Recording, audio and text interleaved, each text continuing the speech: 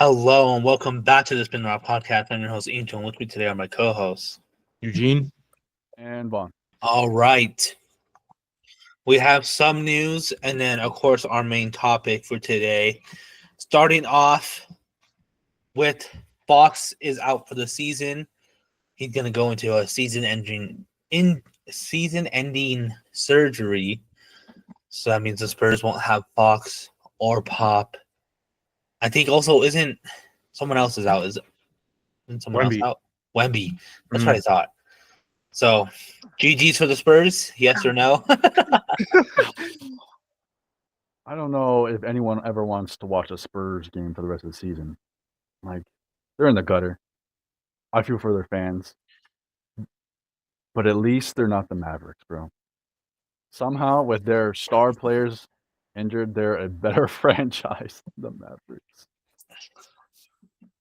Yeah, it's between like the Mavs and the Sixers up for, you know, a team where you don't want to be. I don't say you want to be a part of, but like they're in the worst scenario that you could be in for a team. You know what I mean? So the Spurs, I mean, it's almost like the Spurs. I don't want to say haven't lost anyone, but this is pre-Wemby Spurs. You know what I mean? Fox only joined halfway through the season. Wemby's, second and a half season. But now that he's out, it's going to be essentially those core guys again. I'm sure it plays a difference with Pop not on the sideline, obviously, but I mean, essentially, we're just looking at the pre-Wemby Spurs, so I don't see them fluctuating necessarily in the standings. But hey, you never know. I'm more bummed because that means they low-key had a chance of sneaking into the play-ins, especially now that we've seen how much no Luka has done damage to the Mavs. They're like falling hard in the standings. The Suns low-key have a chance to make postseason, which is crazy. They don't deserve to make postseason. So that's why I'm kind of like bummed because I feel like the Spurs had a chance to take that 10 seed and now they really don't. And it's like, who's going to get it? The Spurs or the Suns or the Mavs going to somehow hold on? Because I don't see Portland sneaking in there at all. So it's just like right now it's a battle for the 10 seed, trash versus garbage. All right, next up, Curry has hit 4,000 threes. Insane, bro. How do y'all feel about this? How many more do you think he'll get? Is his records ever going to be broken? You know what's crazy? My roommate, because he's a Warriors fan, had the game on, and they won by almost if not 30 points, and he only had 10 points. Draymond dropped 30, bro. So and I think Jimmy Butler had I think he had like a little double-double, but it's crazy that they won by so many points. And I guess this is kind of a tangent, not talking about, Curry's 4,000 whatever. But if they can continue to keep this up and the bench continues to keep this up, they might be a sleeper in the West. I'm not going to lie, going down the stretch. Because, why is Curry only putting up 10 points in a game and they're winning by 30? You know what I mean? But anyways, it was cool to see Curry's 4,000. I did end up watching it. He hit it in like the third quarter. But how many more is he going to get? I think he'll hit 5,000. He's not getting a 6. I don't think he's getting a 6. I think he's going to call it quits before he gets there. But I mean, realistically, with his play style, he could play till like he's 45. Just set a screen or two, pop block and drop it. Pause. But I don't know if he'll reach 5,000. I feel like he's not a guy who would want to play till he's 45. I think he'll play until his next ring, or if he gets close to another ring, and that could be as early as this season, next season, the next season after. I don't know. Um, to add on to your point, the how the Warriors is doing now, it's crazy because you described a complete opposite performance. I watched. It was like Curry had 50 or near 50, but there was like a blowout win. Um, and it's just like this team has new life in them. And it's just they can beat you in so many different ways. Curry can score 10. Curry can score 40 or whatever. You can hit 5 threes, 2 threes, 9 threes. And it's really irritating because, like we say, whenever this franchise looks like they're done for, they get new life, and Jimmy Butler's doing that for them. I know people were talking about like growing pains, but he's found a way to either like maximize himself or maximize Curry, and that leads to a lot of assists for Jimmy Butler and a lot of threes for Curry. So yeah, they are scary in the West. Yeah, bro, I hate to see it. I really do. I hate to be proven wrong. I really thought that it would be like a next year success, but nope, it was this year, and it's not. It's more than just success. It's like thriving, bro. They shot up in the standings, and now it's looking like they might even have a chance to go up even more.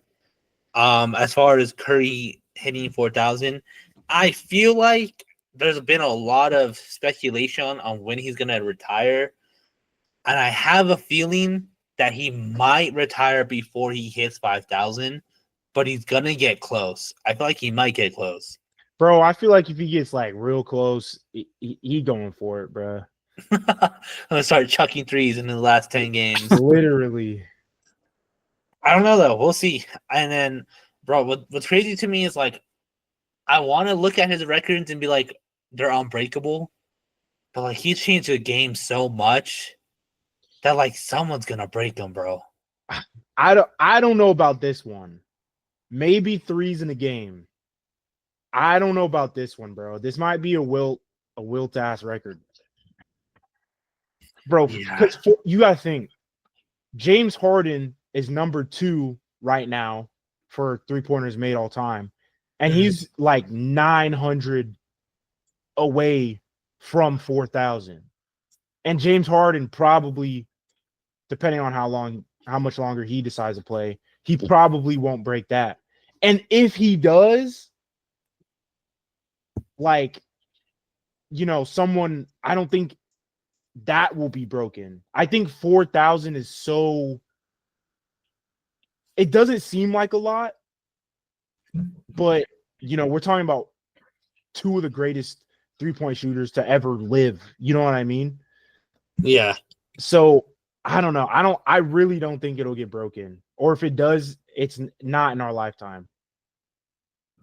I don't know, bro, because you gotta think about in the beginning of those two guys' career, like it was not normal to be shooting as much threes as they have.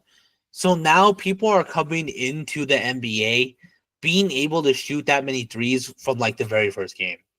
So I feel like maybe Curry's record won't be broken, but I feel like people are gonna be hitting like I feel like Ray Allen's gonna go down more and more and more and more, and eventually one person is gonna break it. It may not be in our lifetime, but I don't think it's unbreakable. I mean, you just got to be real efficient. You know what I mean? Because you gotta think Dame is about to be Ray Allen, bro. Yeah, but nobody's talking about Ray Allen no more, bro. I'm just saying, Ray Allen was like the peak of that list, bro. For the longest time, like it wasn't like I don't think a lot of people thought Ray Allen would beat the throne. Now it's like, bro, he might end up like at the bottom of that list, bro. So I just feel now, like, yeah, like right now, it feels like an impossible mountain to climb because that mountain is still growing. Curry is still adding on to this record. I think when you see it set in stone, and you see some of these younger players who do shoot a lot of threes, it may seem less big of a task, especially if they start getting closer and closer.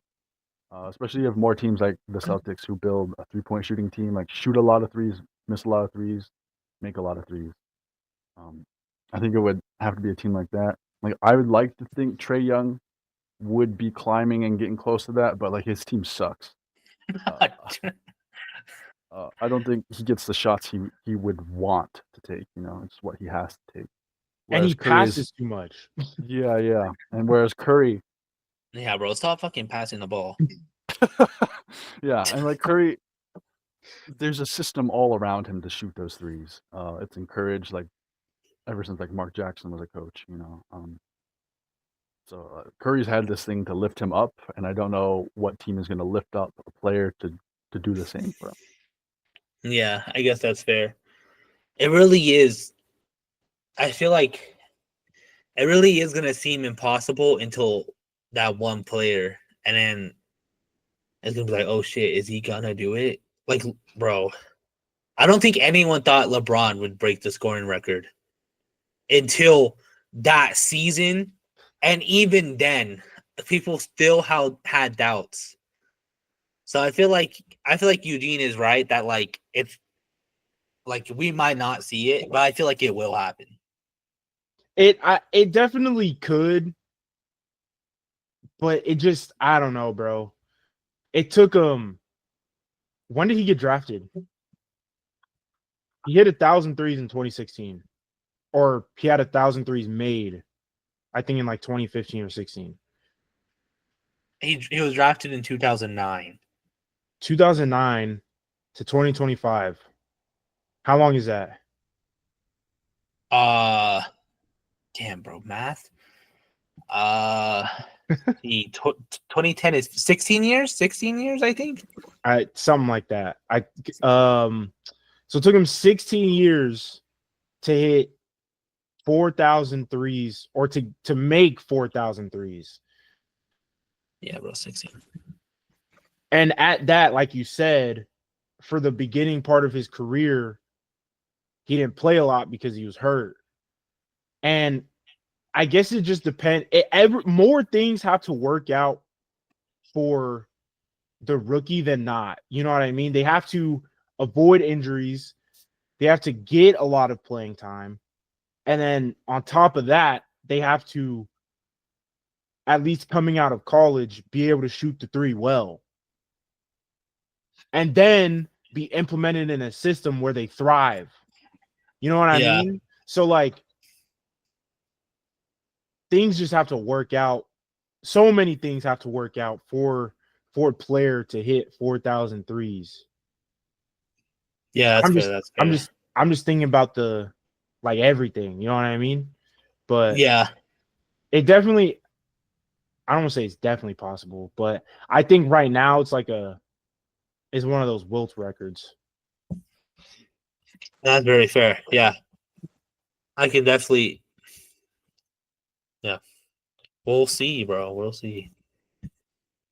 Okay, and then lastly, Jokic once again doing non-human things, broke a record himself.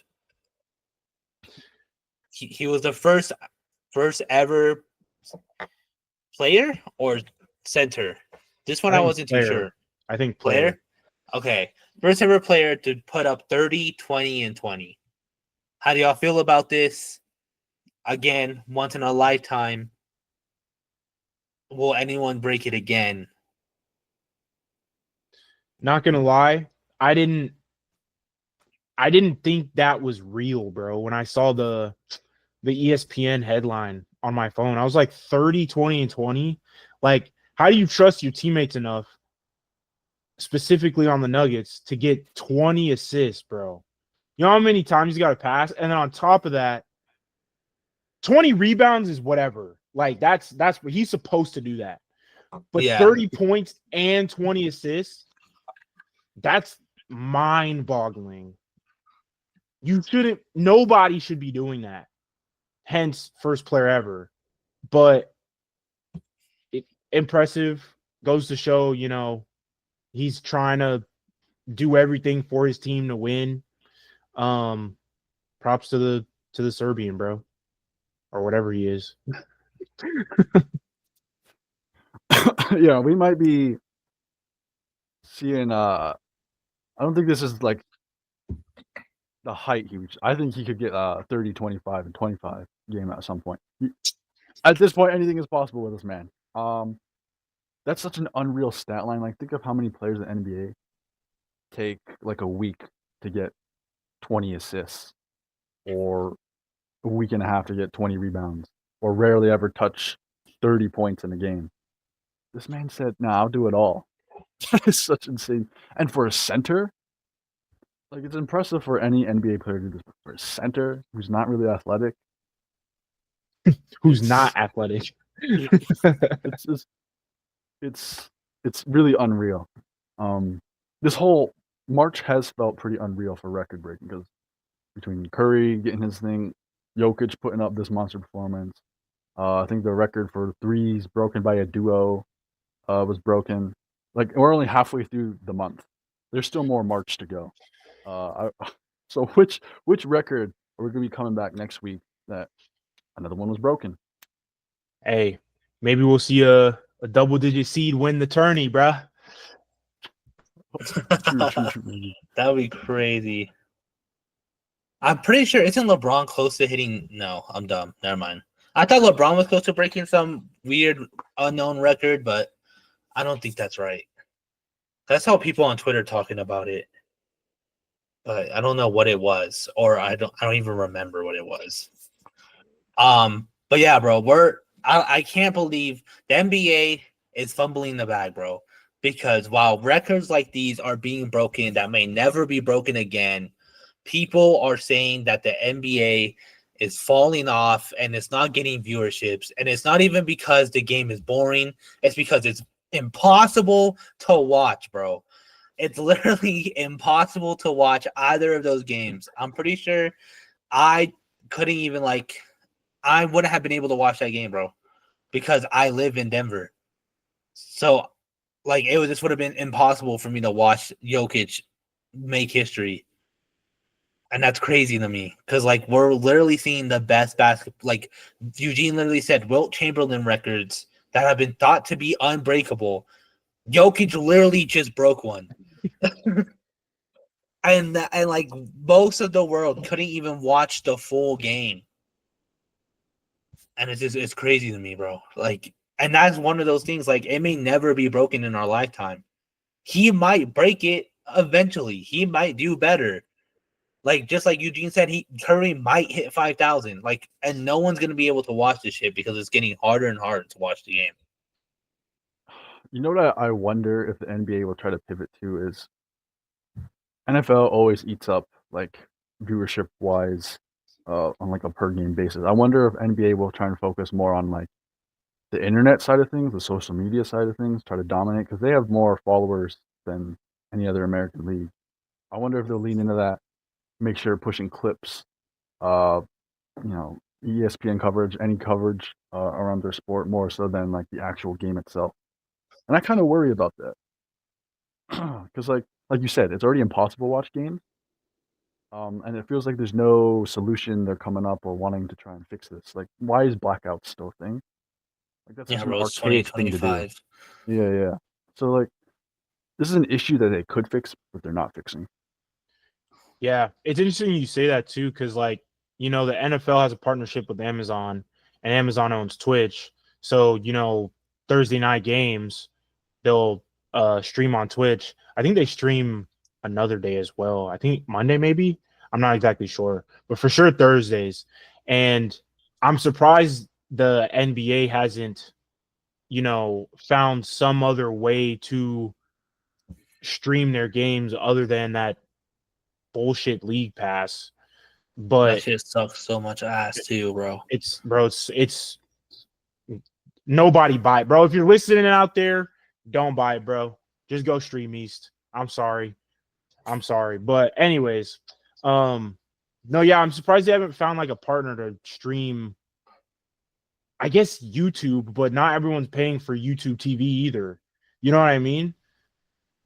So I don't know. I feel like maybe they should work with Amazon in some capacity to try and get something on Twitch, but I don't know. Yeah, bro, it's just crazy. Like we're literally halfway through March, all this insane shit is happening, but like half of NBA's fans can't even watch these games, which is wild to me. All right, moving on to our main topic. Oh, actually, no. We don't really talk about MVPs and where teams are doing and stuff like that. Real quick, bro. Is Jokic going to win an MVP again this year? Is SGA never going to win an MVP? I hope Jokic doesn't, bro.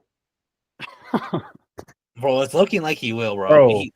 Bro, we've never seen a 4-time MVP, or maybe we have, and we weren't alive for it. But we've never seen a 4-time MVP. LeBron don't have 4. Curry don't have 4. Kobe don't have 4. Nash don't have 4. Giannis don't have 4. Embiid doesn't have 4, bro. Like, we've never seen a 4-time MVP, bro. And I don't want to see it. I want to see the player who deserves it the most. And I really think it's Shea, bro. I really do. I will die on this hill. Yeah, bro. I feel like it's kind of wild that voters fatigue hasn't hit Jokic yet, but like LeBron got hit with voters fatigue like that, bro. Instantly. And that same and with that's kind of Giannis. And that's kind of mind blowing because there was times where LeBron definitely could have won MVP more. Bro, he could win this year, bro. He's averaging better stats than he did in his 2012 Heat season. Yeah. So it just blows my mind that like Jokic might win it again because like I feel like SGA really does deserve it, but Jokic is putting up insane numbers. It's his best season so far, I'm pretty sure. So is Shea. No, and they haven't given up the number 1 seed either. I'm definitely in the Shea for MVP, but Jokic puts on these performances. I know SGA has the youngest team right now as a 1 seed in the West, which is insane. But Jokic's team has continually gotten worse every year since his championship team, and they're still up here in the standing.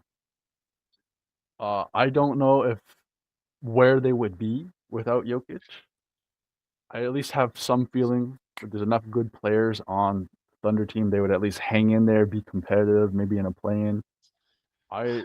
Nuggets without Jokic might be 13, 14 in the West. It's tough. I also don't want to see Jokic win another one, but there's a strong case out there to be made. I think, bro, honestly, I think you could say the same about the Thunder, bro. Like, where are the Thunder going to be without Shea? I feel like he provides a lot more offensive output than probably even people might think. And he doesn't necessarily need to play defense, but he does. You know what I mean? I'm not saying Jokic is like does not deserve it or anything. I just don't want to see him win. Not 4. Like, Brody got his 3. He's good for the rest of his career, bro. He's already a Hall of Famer. He don't need nothing more. He don't need nothing more. Give it to someone else who deserves it. But because also, like you said, the Nuggets might be like 13, 14 seed. I don't think they'll be that low. I think the Thunder would be, though. Like, sure, they might have a Coach of the Year candidate, but that's also because they got Pretty Boy Canadian right there. You know what I mean? Like, Shea is him, Jokic is him. But I think if neither one of them, or if neither one of those teams had Jokic or Shea, I think the Nuggets could still compete higher than the Thunder, only because the Thunder are a younger team. Yeah, but with the Thunder, you still got Jalen Williams, you got Chet, and we've talked about in the past, they have a lot of ball handlers. They still, even with no SJ, still a lot of defense between Isaiah Hartenstein Lou Dort, Alex Caruso. Take away Jokic, who's their starting center? I wouldn't I'm not gonna say DeAndre Jordan, bro. I'm not gonna say him. And then you have Jamal Murray, who's been on up and down year. He shows up for some big games, but is a no-show for a lot of other minor games. Michael Porter Jr. Bro, where would Michael Porter Jr. be without Jokic? Bro, that's the thing, though. I think if they did not have Jokic, their roles would be more significant on the team because they would have to play harder. Like, I don't know how hard they're playing or whatever, but you know what I mean? Like, their roles would be elevated because Jokic is not on the team. Jamal Murray would be that main guy. Aaron Gordon would be a main guy. MPJ would be a main guy. You know what I mean? Like, I just don't want to see Jokic win, bro. I think the biggest problem with me for this is that last year, I low-key think he shouldn't have won last year. No. Last year, it should have been SGA or even Luka, bro. Like, those two definitely deserved it more than Jokic. But this year, he really does deserve it. And it does suck ass because, like, we wouldn't be even having this conversation if it wasn't for last year, bro. It wasn't for last year. I think we would all agree that he deserves to win it. But because he kind of already, like, it's because he already hit 3, and one of them is kind of like, him hitting 4, bro, that means he's up there with Bill Russell, Michael Jordan, Kareem, LeBron.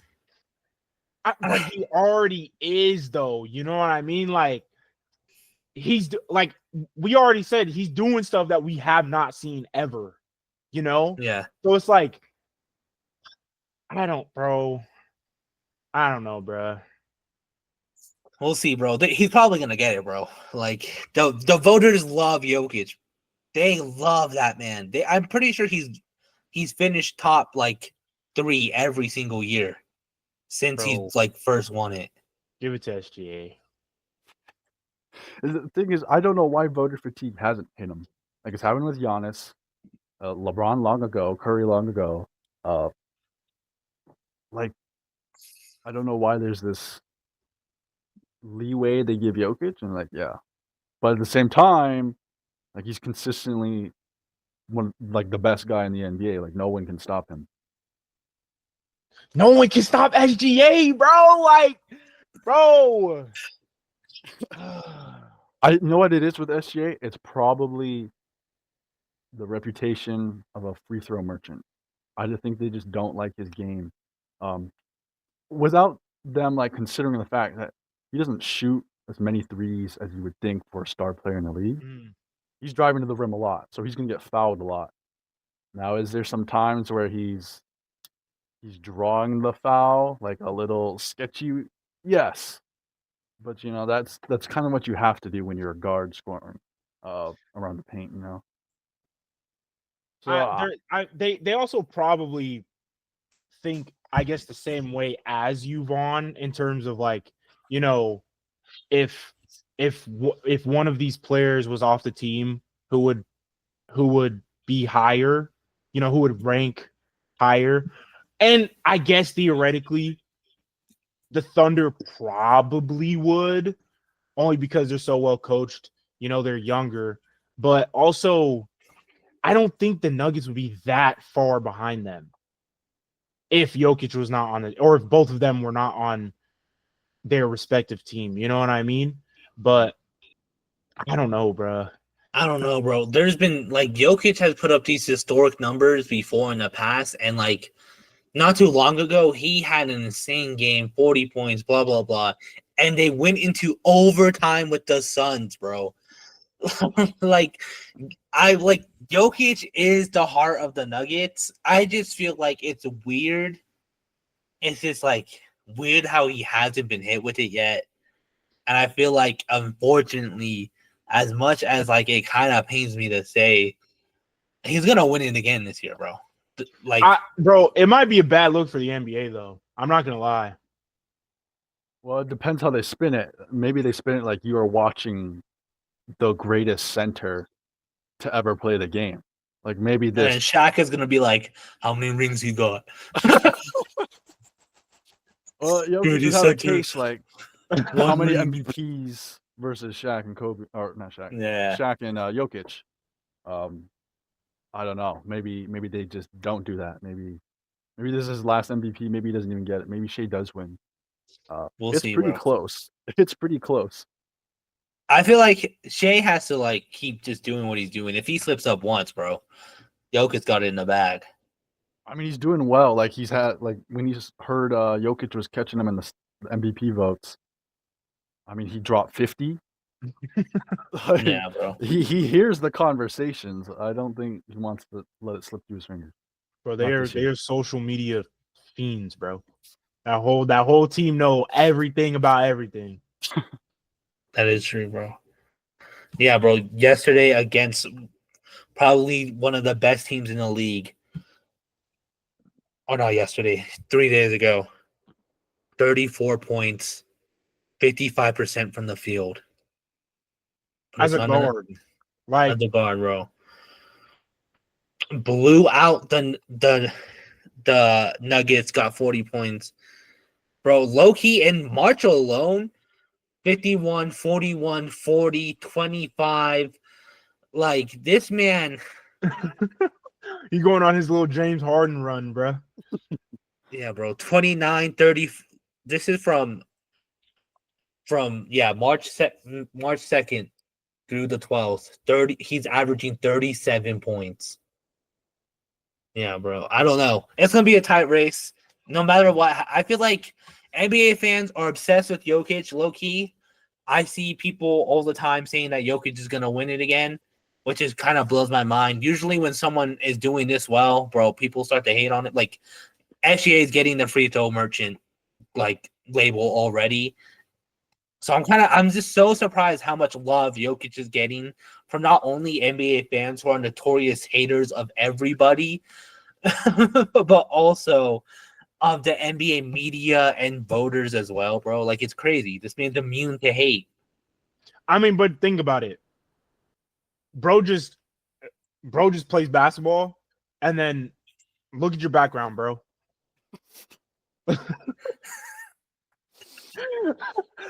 Like he's impossible to hate because he doesn't give people a reason to hate him. Yeah, bro. Like a goofy ass, bro. Like Yeah. anyways, moving on to our main topic. Before we do, make sure if you're listening on that audio platforms, make sure you give us the good old 5 stars, leave a review. Or on YouTube for the good old video format, so make sure you like and subscribe there.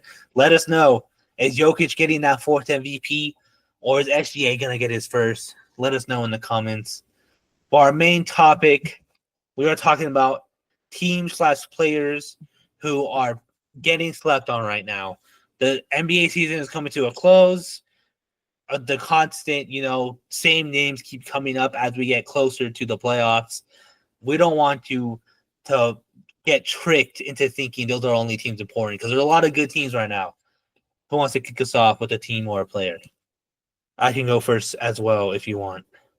I mean, I guess we already kind of talked about it, or I guess I brought it up earlier, but I think the Warriors in general, because there's no reason that their best player barely puts up double-digit points and they win by an exuberant margin, So I think, again, if their bench, because apparently Moses and Kuminga both had good games as well. So if their bench continues to do what they're doing down the stretch, especially this late stretch into the playoffs, the Warriors might make a serious run again. Bro, what's the opposite of music to my ears? Nails on a chalkboard. Nails on a fucking chalkboard. It's crazy to me how we went into this season. Well, first they started off well this season. And then as we got closer to like All-Star break, that's when they were near the bottom of the standings. But it's just crazy how like they don't need much to succeed. like when they made that trade, I wasn't exactly blown away. I kind of thought like, okay, they need to build upon it first, and then they'll succeed. Like, no, bro. They made one decent trade, and they're back up there fighting for the top seeded spots. And it's crazy because like you count them out year after year, and they just somehow keep making these brilliant moves that puts them right back in contention. They just won't die. And I think Jimmy Butler has probably, I think he was excited to get out of Miami and I guess compete with a real contender. Like the Heat were always like playoff contenders, but not championship contenders. You know what I mean? Yeah. So I think, you know, the change of scenery excited him. Playing with, I guess, another face of the league excited him as well. And I assume he's been playing his role. So I think all of that, you know, helps the Warriors. But yeah, I know I don't want to say I'm excited to see, but it's gonna be, it'll be a time. Yeah. It'll be a time. Yeah. As someone who's been forced to follow them pretty closely because of our wheel spin episode, they are such a more watchable team. Like not just watchable, they're a fun team. Because before it was like it sucked watching Curry get hit with washed allegations because like the rest of the team wasn't, you know, playing up to what they should have been. And for everyone who was saying like Jimmy Butler's washed, that was such a dumb take, bro. Jimmy Butler knows how to win. Y'all said he was washed when he got traded to the Sixers just because his stats weren't like 23, 24 points a game. That was the closest the Sixers ever got to getting out of the second round. And now the guy who's led pretty weak teams to finals appearances is with a team that's won multiple times over.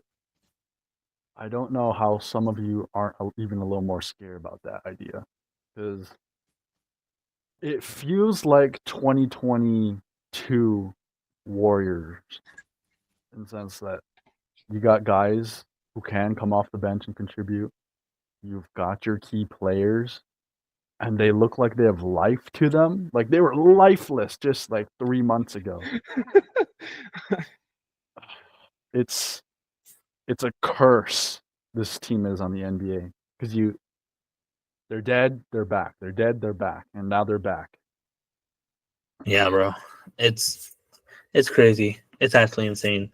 I mean, the Jimmy Butler washed allegations, bro. Like, when has he ever been to a team and not made them better, bro?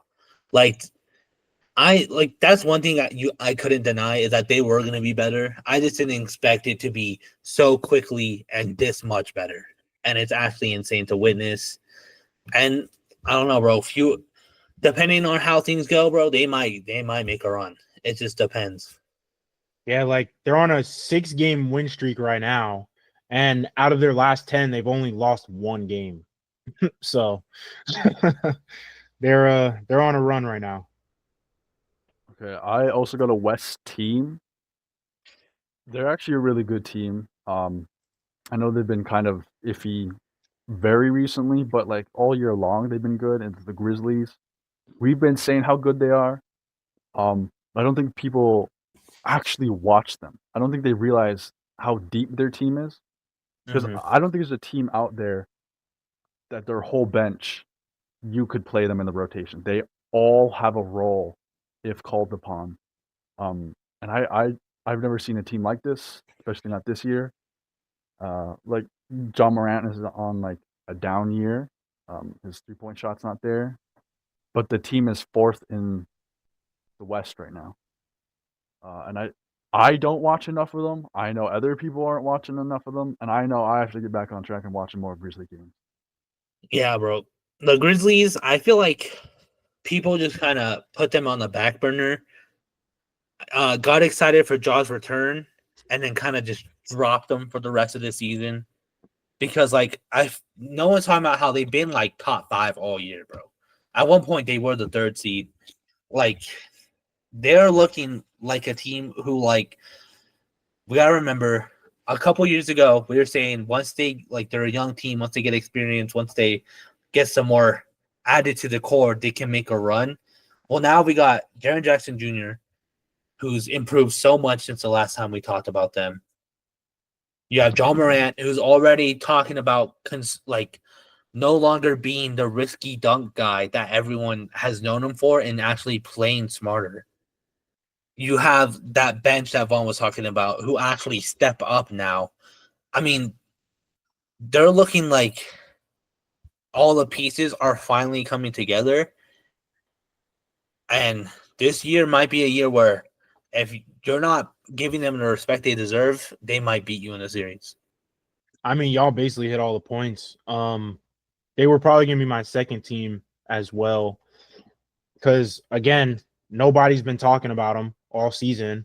I think people kind of sleeping on him because Ja isn't, going crazy like he was in his past few seasons. But it is good to see them healthy and, completely pivot from last season, where they didn't even make play-ins and were completely riddled with injuries. But yeah, it is good to see them compete again. It'll just be like they're not winning against teams or against good teams, other good teams. You know what I mean? They're winning against teams that they should be winning against, but when it comes down the stretch, they're losing tight games with good teams. So we'll see how their defense, their late game defense comes in when it really matters most. Yeah, I could. That's definitely a big concern. It's also, I just also feel like right now, their other players are a lot more streaky too. Like Eddie, I think he's their starting center. Some games he can go off, and then other games like the loss, I think against the Cavaliers, he has like 6 points, and was really just out there taking up space. So I feel like it's a wait and see kind of thing, but I feel like they're more exciting now than they were then, and I feel like no one's talking about it because it's no longer the Grizzlies who were kind of just the young, exciting Grizzlies. Now they're the older, mature, smarter Grizzlies, and now no one's like paying attention to that. To me, they're this year's Timberwolves. Timberwolves surprised a lot in last year's playoffs. I think this would be my pick to do the same. Knocking down some teams that they had no business knocking out. I don't know if I can make that a board prediction, but it's too general, but I'm very confident about them. Love that.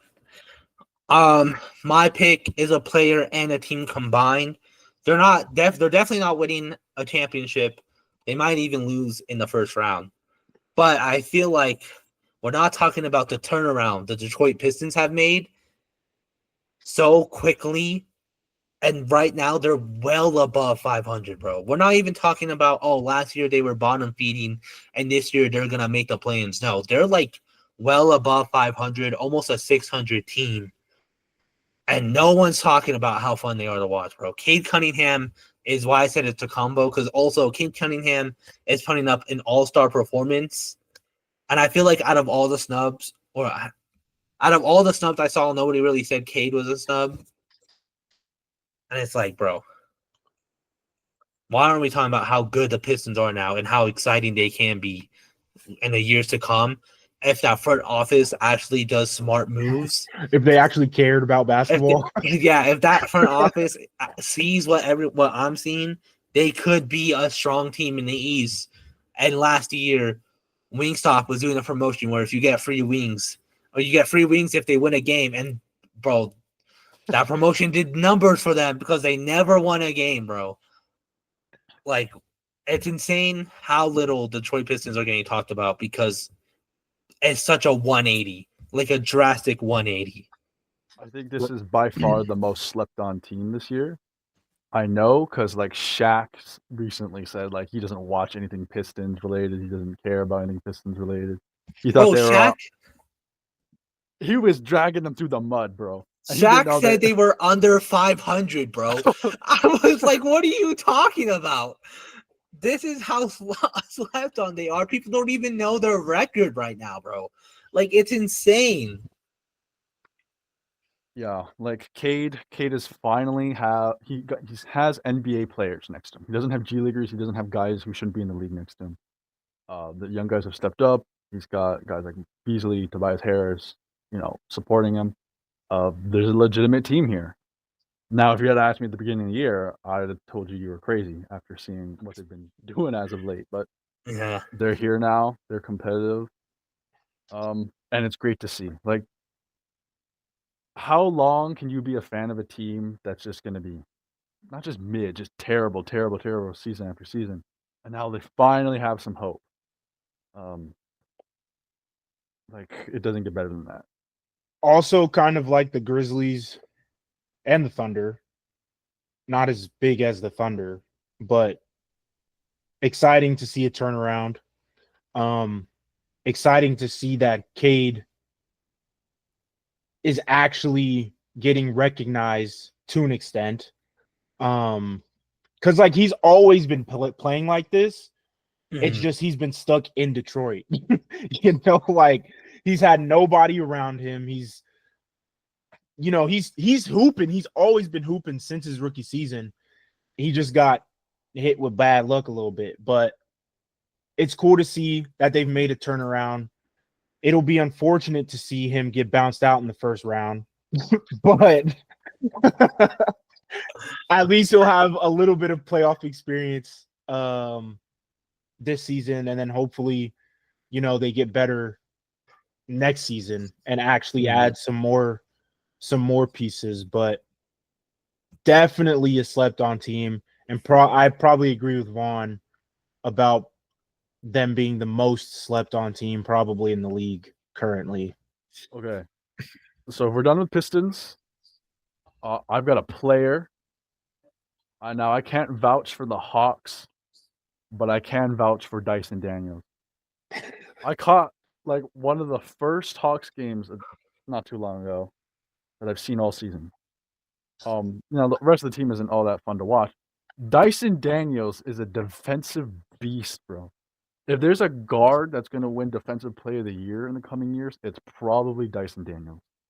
If you look at the stats, deflections, he's leading the league in them, and he's dwarfing second place. So if like you don't have to seek out a Hawks game, but if they're playing your favorite team, like don't skip that one. It's pretty interesting to watch, like especially in this era where people are like defense is dead. Not only is he a smart player, he's a physical player. This is a guy that all teams should have eyes on for free agency. Pelicans may have jumped the gun on the DeJounte Murray trade because the Hawks may have won it if Dyson Daniels is in their future. I definitely slept on him for the first half of the season, but then after starting to see towards like All-Star break that he was, I don't know if he's up for DPOY this season or, just people were just saying like, oh, this Defensive Player of the Year, but like, isn't he averaging like 2 steals per game or something like that? Some 3, crazy bro. number. 3. Yeah. Yeah, no, that's crazy. He might win DPOY this year because like, how many players do we see average even 2 steals per game? You know what I mean? So, and then is he averaging like a crazy amount of blocks or like is it just like 0.5 or something? It's like 0.7. Right, but I mean steals are still impressive for literally any position.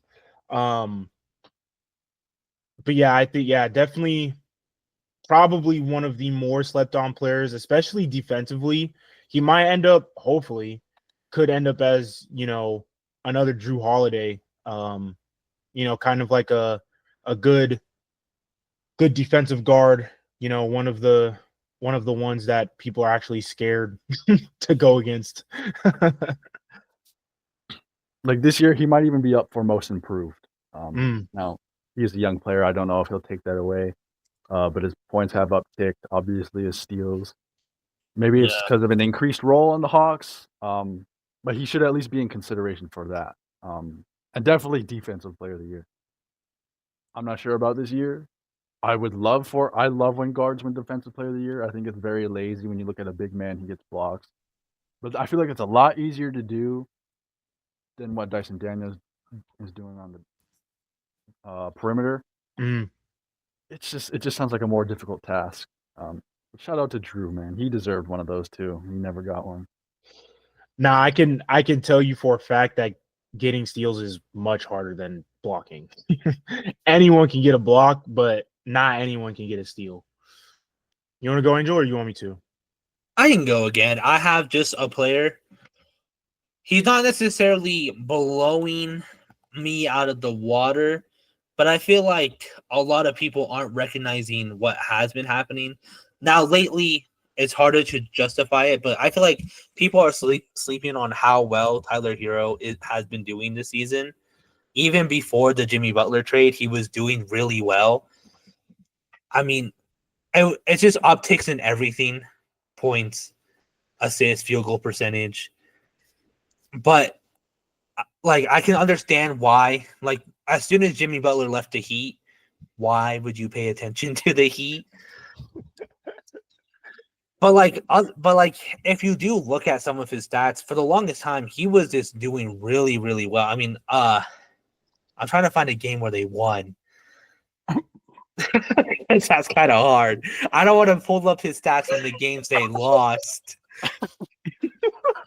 Because the original stat I did have was when he had 31 points, 56% from the field, 7 assists and 2 steals, but they lost against the Clippers.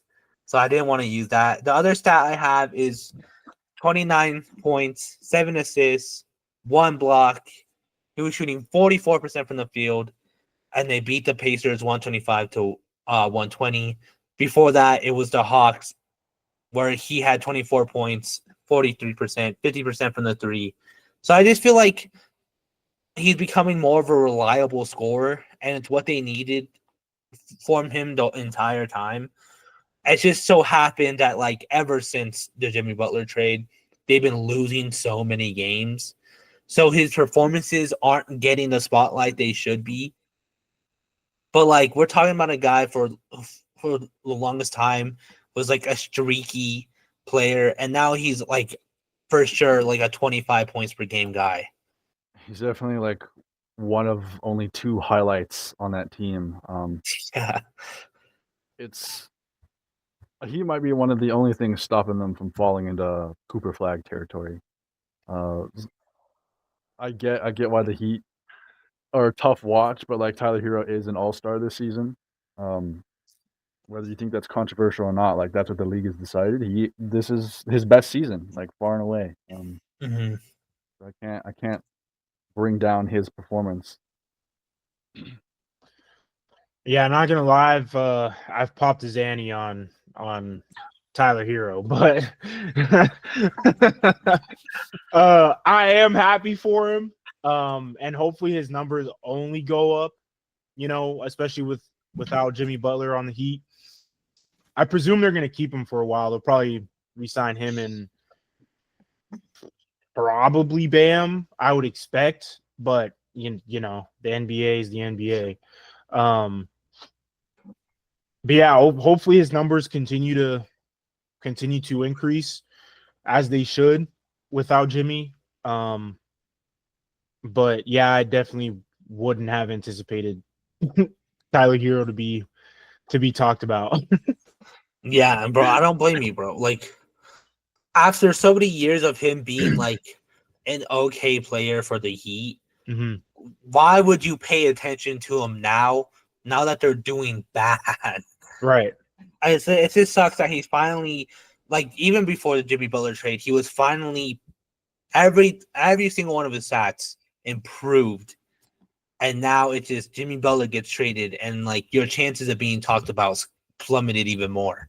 Mm-hmm. But He is doing better, and I hope this stays the same. And maybe they can find a way to build around him and Bam. Hopefully. I mean, that would be, the most ideal. So I don't have a player, but I do have another team. And they are currently on a 7-game winning streak, won 8 of the last 10 games.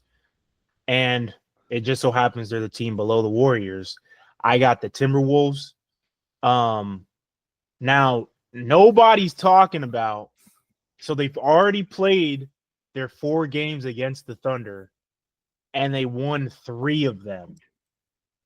So if they were to perhaps see the Thunder at some point in the playoffs, it might be a little interesting series. Outside of that, they've lost some games that they shouldn't have lost, like the Wizards. Like, why you're winning against the Thunder, but you're losing to the Wizards? Like, what's happening here? They're blowing out the Jazz, but then they're losing to the Kings by 2. Like what are we doing? They're blowing out the Nuggets, but let's see. I think they lost to the Clippers once, so like they lost to the Hawks. So like I don't know why they're losing these games. All these games are relatively close, but it's probably late game defense. Got to get your foul trouble in order. Got to figure something out so that down the stretch you're either not losing by 2, 3, single digit points, or put the ball in the basket more, so that way you don't have to play as hard as defense. But I think the Timberwolves will probably be a team to look out for, going down the stretch. And with them chasing the Warriors, with these win streaks, they might climb the ranks at a steady pace depending on, where the teams ahead of them fall and what they do. So, yeah, I think the Timberwolves are being pretty slept on right now. I definitely fell off the Timberwolves train early on in the season because they looked like they just gotten away with each other. And I definitely neglected to get back on the train because I don't know how they figured it out. Because winning streak, they're climbing back in the standings. To me, it doesn't make any sense. Like, how is Julius Randle and Rudy Gobert coexisting? I guess I gotta watch the film to understand why. But, you always had Anthony Edwards. You always had a chance. I think he's one of the few players that, as long as you have him, you're gonna be competitive. There's not many guys like that. But yeah, that's a good pick. Yeah, bro. That's a really great pick because like the only reason why I knew the Timberwolves were doing better was because Kenny Beecham or something like that made a video about how they're doing better, and that's the only reason why I knew. I was like, oh shit, they are. I like had to go and I had to fact check them because I thought I was being lied to, because I don't know when this happened, what happened. The only thing I know for sure is that like it's Anthony Edwards just doing what he does best, and then like somehow Julius Randle is just doing better than usual. Mm-hmm. And I feel like out of all the weak spots, I thought him and Gobert were gonna drag this team to the depths of hell. But like Julius Randle is the leading assist person on their team. Like he has the most assists on their team, and that's crazy, bro. Like that blows my mind because I did not expect that at all. My boy found a new role, bro. Like, no, for real. And so it's just crazy to me how they took what would have been a catastrophic trade, but instead of plummeting like the Mavs, they found a way to make it work, and they're back to where they were last year. Maybe not as better, but they're high in the standings where we all thought they would be, which is crazy for them, bro. I think it's kind of just getting overshadowed by the Knicks, whether that's good, bad, or otherwise. You know what I mean? Like everyone's focused on Cat being on the Knicks, and not necessarily Julius Randle being on the Timberwolves. You know what I mean? Yeah. The Knicks should be a scarier team, but I think the Timberwolves are. Because look at the Knicks; they have not won against any of the top teams once this season. The Timberwolves, like Eugene said, beat them 3 times against the Thunder. Like, you sleep on them, they're gonna hurt you. They could be a first round exit, second round exit, third or conference finals exit. Like, they could be any one of those things. Whereas the Knicks, they run in the Cavs, the Celtics, it's over. Oh, it's so over. It's so over. So maybe Yeah, I bro. was wrong to say Knicks won the trade so early, but I don't know. I really am looking forward to how this is shaping out. Yeah, for sure. I mean, yeah, when they last played the Cavs, they lost 142 to 105. Yeah, like I don't know, bro. We'll see. We'll see what happens, but I think we definitely all spoke too soon, and it's looking like the Timberwolves found a way while the Knicks are still floundering to find their feet. All right, any honorable mentions before we wrap up the episode? I couldn't really say this guy only because he's on the number 1 team in the East, but Ty Jerome, I think, is a little slept on. I would consider him a 6th man of the year candidate. I don't know if I know he's started some games. I don't know if he's played enough off the bench or not. But you watch him, he is contributing to winning basketball. He scores, he shoots the 3, he gives assists, he plays defense. And I think he's a really unsung hero for the Cavs' success. Like, you got your 2 big guys in the paint. You got your Donovan Mitchell and Darius Garland. You don't really talk about the guys like Ty Jerome. Yeah. But yeah, he's one of them. I mean, this might be crazy, but I guess like Shaden Sharp, but he's on the Blazers, so That's not a bad one though. It's just it's just Shaden Sharp is the guy you gotta see, not the Blazers. right. Watch the Shaden Sharp highlights. That's not a bad one though, because I feel like everyone, like, no matter what, bro, no one's paying attention to the Blazers. Right. So I feel like a lot of people don't know that Shaden Sharp is actually performing right now. Mm-hmm. For me, mine's kind of a cop out. That's why I didn't say it. Also, like, but I wouldn't say Stephon Castle, the rookie for the Spurs. A lot of people, when McCain went down, I feel like they stopped paying attention to the race. Stephon Castle is the only one who looks like would have even given McCain a run for his money, and no one's even talking about it. And I feel like once he does win, no one's gonna care. Like, I feel like a lot of people are gonna say like McCain should have won it, but yeah, definitely don't sleep on Stephon Castle because once he gets more comfortable on the Spurs, they're gonna be scary, bro. Him, Fox, Wemby, bro. The Spurs are coming. Pause. No.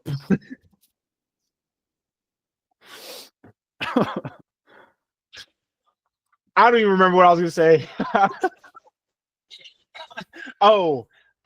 Next season will be, once they are hopefully fully healthy and recovered and, you know, got the whole off season to build chemistry and whatnot.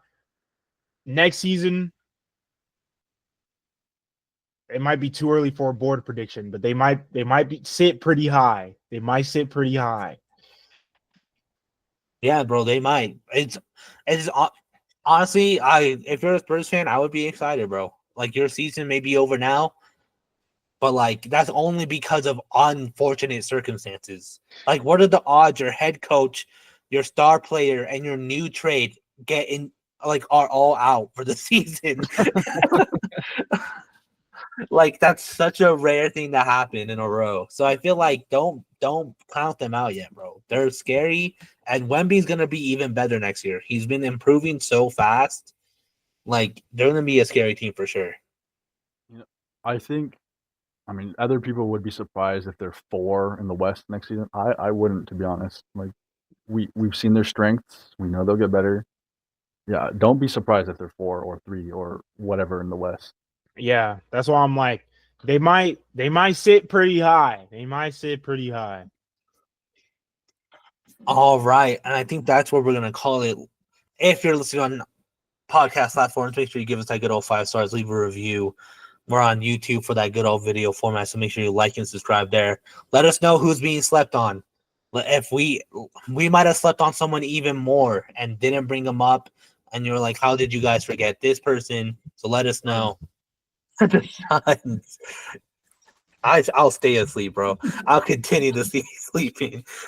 It's gonna make me so mad that the Suns are gonna make the postseason, bro. I'm already getting angry about it. We're on all social media platforms, Aspen and Rob, so make sure you check us out there, give us a follow for clips and all that good stuff. Thank you for listening, and we'll catch you again next week.